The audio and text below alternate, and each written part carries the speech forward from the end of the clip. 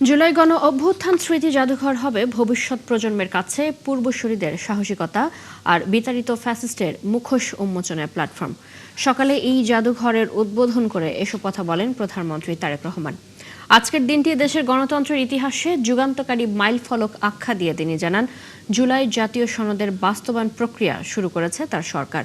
অহেতুক ইস্যুতে দেশ অস্থিতিশীল করে স্বৈরাচার ফেরার সুযোগ না দেওয়ার আহ্বান জানান প্রধানমন্ত্রী। সানজিল অন্তরকে সাথে নিয়ে আরো জানাচ্ছেন মোহাম্মদ হোসাইন। নানা জল্পনার পর অবশেষে সেই মাহেন্দ্রক্ষণ।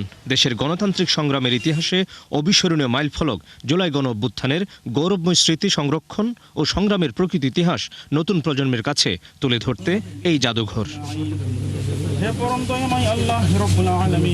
দীর্ঘ ১.৫ দশকের বেশি সময় ধরে চেপে বসা স্বৈরাচার বিতাড়িত প্রধানমন্ত্রী শেখ হাসিনার শেরেবাংলা নগরের এই বাসভবন প্রাঙ্গণে বুধবার সকালে আসেন প্রধানমন্ত্রী তারেক রহমান।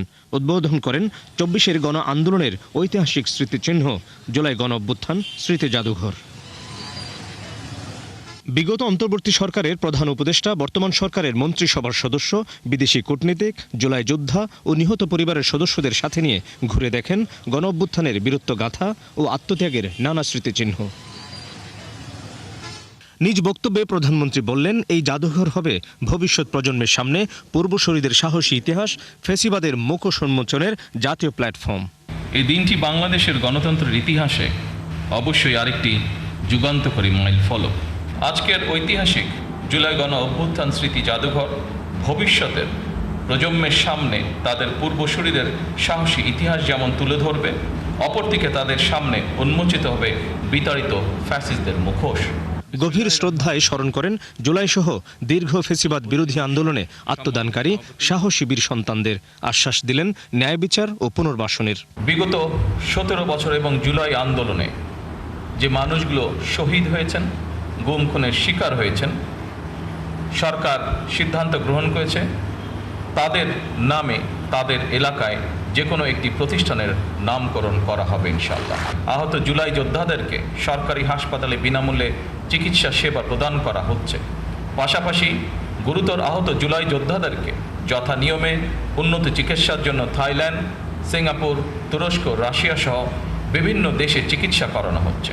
কেউ কেউ অহেতুক ইস্যু তৈরি করে দেশকে অস্থিতিশীল করার মধ্য দিয়ে স্বৈরাচারকে ফেরার সুযোগ করে দিচ্ছে কিনা এমন প্রশ্ন রেখে তারেক রহমান জানান, স্বাক্ষরিত জুলাই জাতীয় সনদের বাস্তবায়ন প্রক্রিয়া শুরু করেছে সরকার। দেশ পুনর্গঠনের লক্ষ্যে ৩১ দফা নির্বাচনী ইশতেহারের পাশাপাশি জাতীয় সংসদের সাউথ প্লাজায় স্বাক্ষরিত জুলাই সনদ পর্যায়ক্রমে বাস্তবায়ন কার্যক্রম শুরু হয়েছে। ফ্যাসিবাদ মুক্ত বাংলাদেশে কেউ কেউ অহেতুক ইস্যু তৈরি করে দেশে অস্থিরতা সৃষ্টির অপচেষ্টা শুরু করেছে। এসব পরিস্থিতি তৈরি করে তারা নিজেদের অজান্তেই পতিত পরাজিত পলাতক স্বৈরাচারের পুনরুত্থানের পথ সুগম করছে কিনা সেটি মনে হয় ভেবে দেখা প্রয়োজন আমাদের। বাংলাদেশ কখনো তাবেদারি রাষ্ট্রে পরিণত হবে না, এমন অঙ্গীকারও করেন প্রধানমন্ত্রী তারেক রহমান। এই বাংলাদেশ আর কখনোই তাবেদারি রাষ্ট্রে পরিণত হবে না ইনশাআল্লাহ। ফ্যাসিবাদী শাসনের অবসান এবং একটি নতুন বাংলাদেশের প্রত্যাশায় ২০২৪ গণ অভ্যুত্থানে শাসকের বুলেটের সামনে বুক পেতে দিয়েছিল এদেশের ছাত্র জনতা। প্রাণ দিয়েছিল প্রায় ১৪০০ মানুষ। জুলাইয়ের সেই দগদগে ক্ষত আর রক্তাক্ত স্মৃতি বুকে নিয়ে আজ আনুষ্ঠানিক যাত্রা শুরু হলো জুলাই গণ অভ্যুত্থান স্মৃতি জাদুঘরের। কিন্তু যে স্বপ্নের জন্য এত প্রাণের বিসর্জন, সেই স্বপ্নের বাংলাদেশ কতটা গড়ে উঠেছে তার উত্তর দেবে সময়। তবে এই জাদুঘর বারবার মনে করিয়ে দেবে, এই পরিবর্তনের পেছনে আছে রক্ত, অশ্রু আর অগণিত মানুষের আত্মত্যাগ। মোহাম্মদ হোসাইন, ৭১, ঢাকা। জুলাই যোদ্ধাদের এই সরকার প্রাপ্য সম্মান দেবে। আজ গণ অভ্যুত্থান দিবসের আলোচনা সভায় এমনটা বলেছেন ভারপ্রাপ্ত রাষ্ট্রপতি হাফিজ উদ্দিন আহমদ। তিনি বলেন, নির্যাতন, গুম, হত্যার পরও আওয়ামী লীগের মধ্যে কোনো অনুশোচনা নেই। তারা আবারও বিশৃঙ্খলার চেষ্টা করলে রাজপথেই প্রতিহত করা হবে। জুলাই যোদ্ধাদের প্রামাণ্যচিত্রে আবু সাইদের ছবি না থাকার সমালোচনা করেন জাতীয় সংসদের সাবেক স্পিকার। ফরহাদ ইবনে মালিকের রিপোর্ট। গণ অভ্যুত্থান দিবস 2026 উদযাপন উপলক্ষে 24 মাস পেরিয়ে গেলেও আত্মত্যাগকে স্মরণ আর সম্মান জানাতেই জুলাই গণ অভ্যুত্থান দিবস উপলক্ষে আয়োজন করা হয় আলোচনা সভার। সেখানে সংবর্ধনা দেওয়া হয় জুলাইয়ের শহীদ পরিবার ও আন্দোলনের যোদ্ধাদের। শহীদ মিরাজ হোসেনের পরিবারের পক্ষে এ সময় কথা বলতে গিয়ে আবেগতাড়িত হয়ে পড়েন জুলাই যোদ্ধা ও পরিবারের সদস্যরা। আমার সন্তানের চেহারা আমি দেখতে পারি নাই, ওর পায়ে কোনো মাংস ছিল না, আমি এখান থেকে এই পর্যন্ত শুধু বডিটা পেয়েছি। এই আত্মত্যাগকে যেন কখনো কেউ অস্বীকার করতে না পারে, আমাদের সন্তানরা যাতে গর্বের সঙ্গে বলতে পারে আমার বাবা একজন জুলাই আহত জুলাই যোদ্ধা ছিল। আমরা যারা চোখ হারিয়েছেন তারা যেন সঠিক বিচার পাই, ইভেন যারা শহীদ হয়েছেন, যারা মারা গেছেন তাদেরকে জন্য সঠিক বিচার তারা পেয়ে থাকেন। তবে মুক্তিযুদ্ধ মন্ত্রণালয়ের করা প্রামাণ্যচিত্রে আবু সাঈদের ছবি না থাকা এবং আন্দোলনের নানা চিত্র সঠিকভাবে ঠাঁই না পাওয়ায় হট্টগোল হয় অনুষ্ঠানে। পরে এ নিয়ে সমালোচনাও করেন দায়িত্বপ্রাপ্ত রাষ্ট্রপতি হাফিজউদ্দিন আহমদ। আমরা তো জাতীয় ঐক্যের কোনো বহিঃ প্রকাশ দেখাতে পারলাম না, ভুল তো মানুষ করেই। নিশ্চয়ই এখানে ডকুমেন্টারিতে অনেক ভুল আছে। প্রথম ভুল আমি দেখেছি সেখানে তো আবু সাঈদের ছবিই নাই।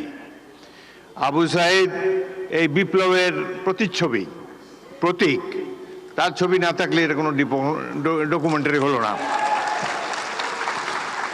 সেখানে আরও নাই দেশনেত্রী বেগম খালেদা জিয়ার ছবিও তো নাই।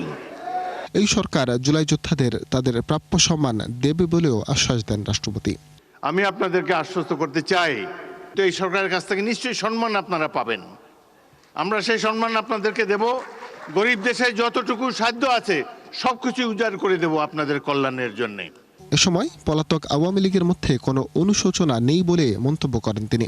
আবারও বিশৃঙ্খলার চেষ্টা করা হলে তাদের রাজপথেই মোকাবিলা করার হুঁশিয়ারিও দেন স্পিকার ও দায়িত্বপ্রাপ্ত রাষ্ট্রপতি। আওয়ামী লীগের দেখেন, তাদের কোনো অনুশোচনা নাই। এত অন্যায়, অবিচার, খুন, গুম, মানি লন্ডারিং, হত্যা, নির্যাতন, আয়নাঘর, এতে তারা কোনো লজ্জাবোধ করে না তো। আবার বলে যে ডিসেম্বর মাসে আসেন, দেশে এসে পদার্পণ করবেন। আমরা অপেক্ষা করে আছি, আসেন দেশে।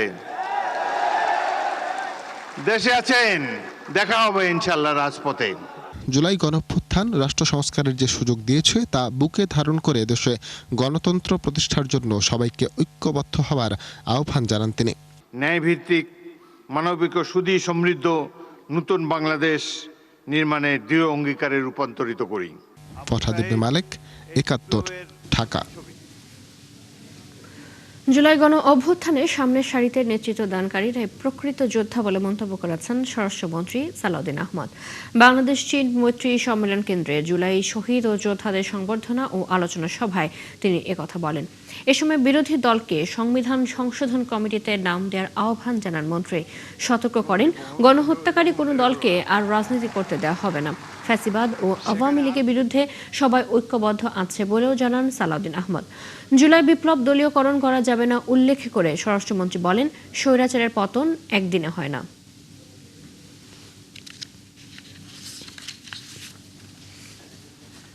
জুলাই আমাদের সবার, বাংলাদেশের 18 কোটি 20 কোটি মানুষের সবার সম্মিলিত প্রয়াসে আমরা কেউ হয়তো নেতৃত্ব দিয়েছি। আমাদের সামনের সারিতে যারা শহীদ হয়েছেন তারাই হচ্ছে আসল জুলাই যুদ্ধ, আসল নেতা। তাদের আকাঙ্ক্ষা বাস্তবায়ন করাই হবে আমাদের জন্য ফরজ।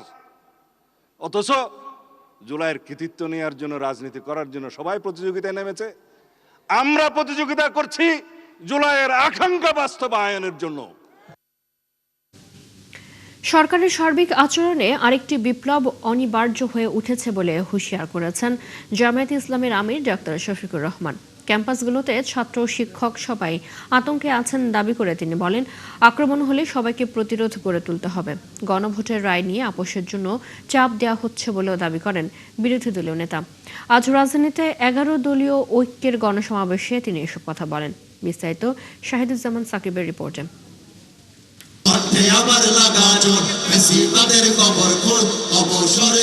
জুলাই গণঅভ্যুত্থানের দ্বিতীয় বার্ষিকীতে রাজধানীর বাইতুল মোকাররমের দক্ষিণ গেইটে এই গণসমাবেশ করে 11 দলীয় ঐক্য।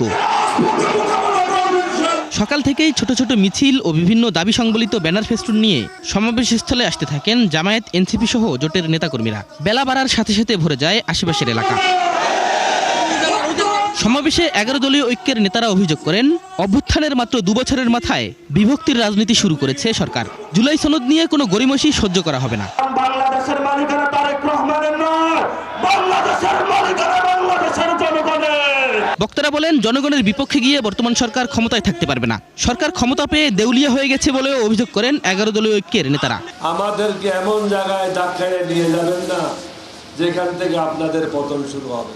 3টা জায়গায় যে হামলা হয়েছে এটাই প্রমাণ করে আপনার দলের লোকেরা আপনাকে প্রধানমন্ত্রী হিসেবে চায় না। যদি জালিমের হাত, জুলুমের হাত গুটিয়ে না নাও, আমরা সব ভেঙে গুড়িয়ে দেব ইনশাআল্লাহ। গণসমাবেশে প্রধান অতিথি হিসেবে যোগ দেন জামায়াতের আমির ও বিরোধী দলীয় নেতা ডাক্তার শফিকুর রহমান। এ সময় তিনি বলেন, বিতর্কিত কর্মকাণ্ডে জাতির সামনে নিজেদেরকে প্রতারক হিসেবে প্রমাণ করেছে সরকার। কার সাথে আঘাত করে জাতির এই দাবিগুলোকে উপেক্ষা করা হচ্ছে আমরা জানতে চাই। এ জবাব প্রধানমন্ত্রীকে দিতে হবে। 70 ভাগ মানুষের রায়কে অপমান করবেন না, অপমান করে বাঁচার পথ খুঁজে পাবেন না। আমরা শিক্ষাঙ্গনের ছাত্র, শিক্ষক, কর্মচারী সবাইকে বলবো, ফ্যাসিস্ট যেখানেই প্রতিরোধ সেখানে। বাংলার জমিনে নতুন কোনো ফেসিবাদ সহ্য করা হবে না বলে হুঁশিয়ারি দেন বিরোধী দলীয় নেতা। দেশের 12টা বাজবে আর আমরা বসে বসে আঙুল চুষবো? সব থেকে মনে হচ্ছে আরেকটা অনিবার্য বিপ্লব আসন্ন। এই বিপ্লবের জন্য আমি আপনাদের সবাইকে প্রস্তুতি নিতে আহ্বান জানাচ্ছি। শাহিদুজ্জামান সাকিব, 71, ঢাকা।